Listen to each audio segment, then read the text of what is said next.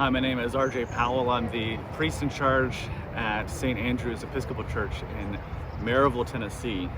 And every Wednesday morning, a group of community members stand outside of this ICE office here in Knoxville, Tennessee, holding a bright yellow banner that says, Ama a tu prójimo, love your neighbor. We bring coffee and hot chocolate, hand warmers when it's cold, water bottles when it's hot, and we offer what small hospitality we can to our immigrant neighbors who are forced to stand outside for hours on end, waiting to check in with ICE officials who hold their lives in limbo. This particular morning is Ash Wednesday, a day we remember that we are all made of the same stuff. We are all share in the same DNA. We will all one day leave this world with as much as we came into it. One of the Psalms used at the Ash Wednesday liturgy reminds us that God knows whereof we are made. He remembers that we are but dust. God knows what we are and who we are. I thought about these words as I prepared to come here this morning to this place where our immigrant neighbors are treated as if they are disposable, as if they are less than the dust that we are all made of. This work that we do here is not new. It began in 2018 after ICE raided a poultry factory in Bean Station, Tennessee, just north of here, and then subsequently tore through the immigrant community throughout East Tennessee. That ICE activity paused for a time during the Biden years, but in December of 2024, weeks before Trump's second inauguration, the dehumanizing policy restarted. And so every week, as our immigrant neighbors are required to check in here, we show up too. Hope doesn't look like I thought it would. I thought hope would feel like progress, like winning, like the arc of the moral universe bent toward justice in real time. But the hope I found looks more like refusal.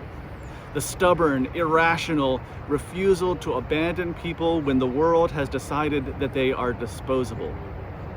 My friends, we are in the wilderness right now. Lent invites us into 40 days of wilderness wandering, but we're facing something in reality much longer. 4 years, 40 years, we don't know, but we are in the long winter. The Trump regime is systematically dismantling protections for the most vulnerable, terrorizing entire communities and consistently distracting and misdirecting us as it accumulates more and more power grabs. Even permanent residents and naturalized citizens are now no longer certain of their status. The deportation machine is organized, it is efficient, and it is growing. So where is God in all of this? Where is hope when showing up every Wednesday doesn't seem to stop the raids, when our marching and protest doesn't prevent the detentions, when love seems powerless against the machinery of the state? Lent gives us two bookends. Ash Wednesday today, where we've marked on our foreheads crosses and ashes, and we are reminded of our shared mortality. And on the other end, Holy Saturday, the darkest day of all, the day after Good Friday, when the violence and hatred of the world seem to have finally stomped out all hope. But both of them teach us where God is present. God remembers we are dust. God is present in the ashes, in the austerity and suffering of the Lenten wilderness, through our anxiety and fear and the violence of our world, and even in the grave.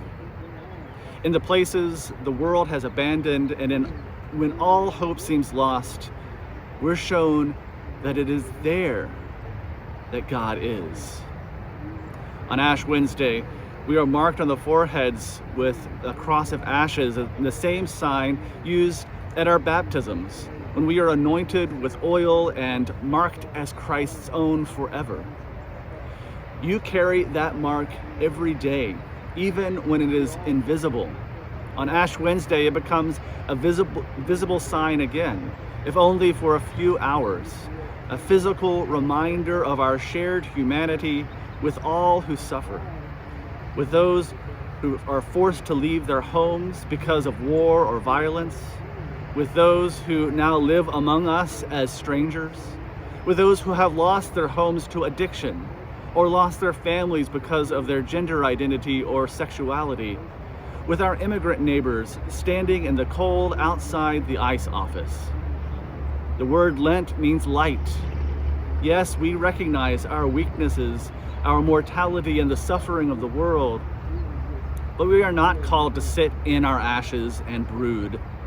The point is to recognize who we really are as children of God, and then to reconnect with God's other children. On the other end of this Lenten season, Holy Saturday, the long day in the tomb after the crucifixion, Holy Saturday teaches us that resurrection happens in the very darkest hour of the darkest day. Not before the suffering ends, not after we've waited long enough, but in the depths, in the tomb itself. Holiness is found in that waiting, in the refusal to leave or abandon our neighbors alone in the dark. Hope is not found in abstract sympathy or thoughts and prayers from a distance. Hope is found by putting our bodies where suffering bodies are, in recognizing our own vulnerability and theirs, remembering that we are made of the same dust as they are. So how do we hold on to hope when we don't know how long the darkness will last? We show up. We put our bodies in proximity to the suffering. We learn our neighbors' names. We bring coffee and hand warmers and umbrellas and bottled water. We document the abuses. We call our representatives. We organize. We refuse to be silent. We make art and music, and we hope, because hope believes God is present in the grave. This season of Lent, this season of light, remember that this world and everything in it was created for love. Between Ash Wednesday and Holy Saturday, we walk through the wilderness of that creation's ruins. We don't know how long this season will last, but let us find God in the showing up, in the marching, in your art, in your music, in our organizing, in the standing with our frightened and suffering neighbors, holding on to the stubborn hope that death and empire do not have the final word. Friends, it is going to get worse before it gets better. So remember this: resurrection happens in the darkest hour of the darkest day.